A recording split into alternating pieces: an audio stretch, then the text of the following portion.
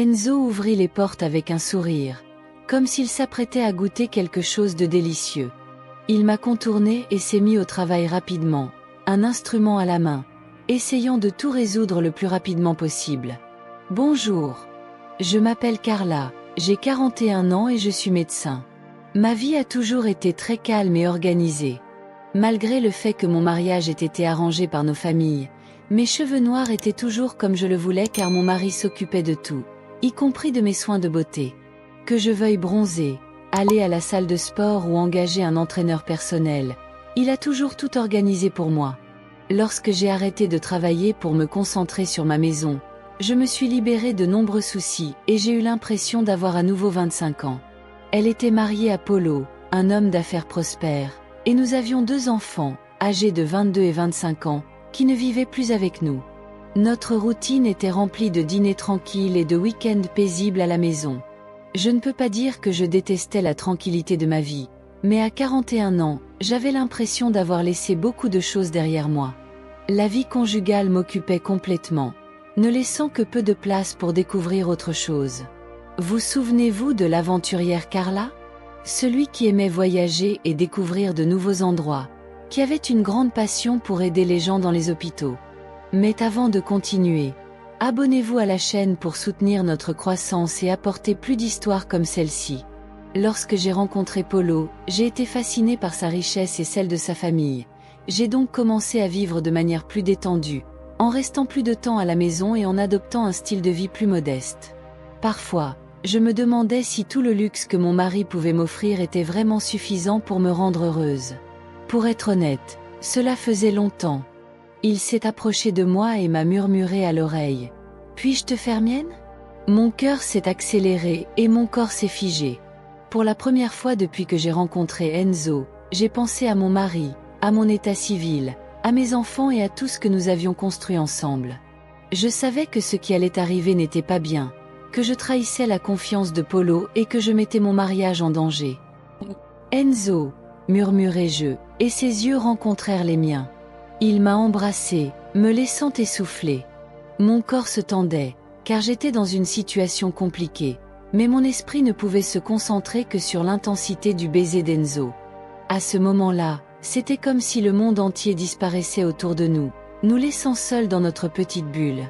Sans plus attendre, Enzo rompit le baiser, me tourna sur le dos et posa ses 2 mains sur mes épaules. « Si vous ne m'arrêtez pas maintenant, j'ai peur de ne pas pouvoir le faire plus tard », a-t-il déclaré. Je savais que je devais prendre une décision difficile, et à ce moment-là, tout semblait avancer au ralenti alors que j'essayais de décider quoi faire ensuite.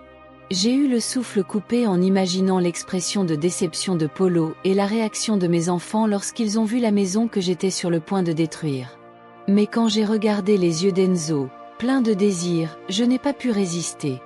Nous sommes allés dans un motel avec des néons qui, bien que accrocheurs, faisaient passer l'endroit inaperçu. Dans la pièce, tout semblait différent.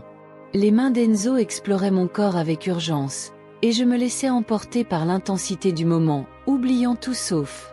Il était passionné de traumatologie, ce qui m'a fait battre le cœur lorsque j'ai réalisé que nous avions beaucoup de points communs et que nous étions tous les 2 profondément dévoués à notre profession, ce que tout le monde autour de nous ne pouvait pas comprendre.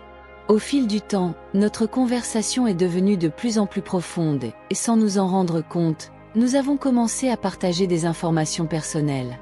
Je ne sais pas exactement pourquoi, mais à un moment donné, je me suis retrouvée à lui dire à quel point ses paroles m'avaient touchée lors de notre première rencontre.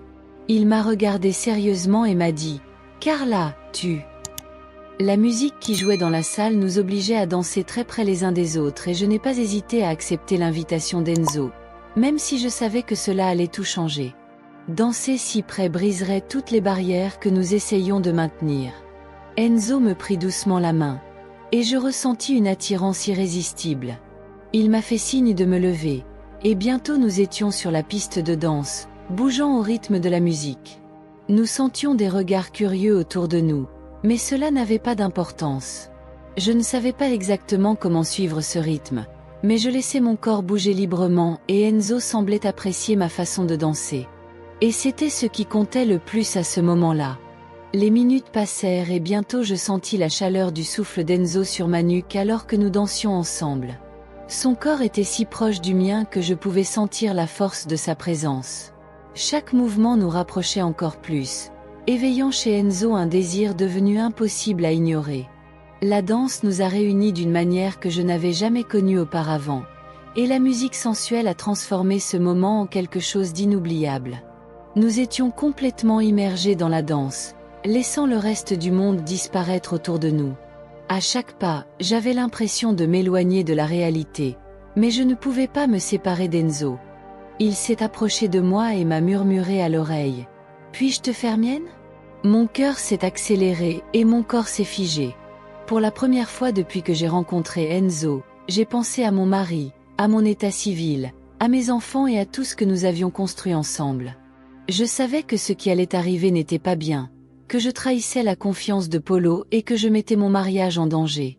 « Enzo !» murmurai-je, et ses yeux rencontrèrent les miens. Il m'a embrassé, me laissant essouffler. Mon corps se tendait, car j'étais dans une situation compliquée, mais mon esprit ne pouvait se concentrer que sur l'intensité du baiser d'Enzo. À ce moment-là, c'était comme si le monde entier disparaissait autour de nous, nous laissant seuls dans notre petite bulle. Sans plus attendre, Enzo rompit le baiser, me tourna sur le dos et posa ses 2 mains sur mes épaules. « Si vous ne m'arrêtez pas maintenant, j'ai peur de ne pas pouvoir le faire plus tard », a-t-il déclaré.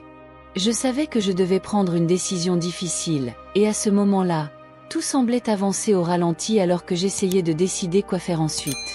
J'ai eu le souffle coupé en imaginant l'expression de déception de Polo et la réaction de mes enfants lorsqu'ils ont vu la maison que j'étais sur le point de détruire.